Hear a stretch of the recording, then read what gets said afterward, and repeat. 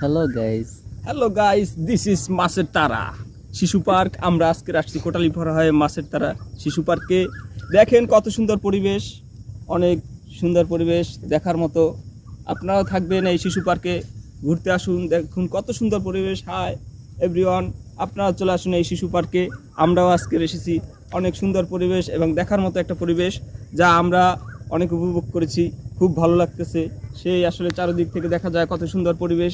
আসলে সত্যিকার অর্থে এখানে না আসলে আপনারা বুঝতে পারবেন না কত সুন্দর একটা এই গ্রামের ভিতরে শিশু পার্ক।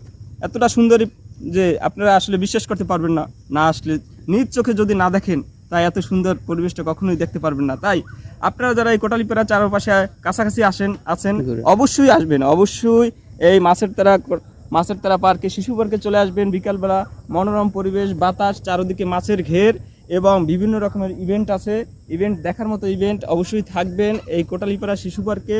এবং সবসময় মানুষের মনোরম পরিবেশ এবং অনেক লোকজন হয় এখানে। অবশ্যই আসবেন মাছের তারা শিশু পার্কে।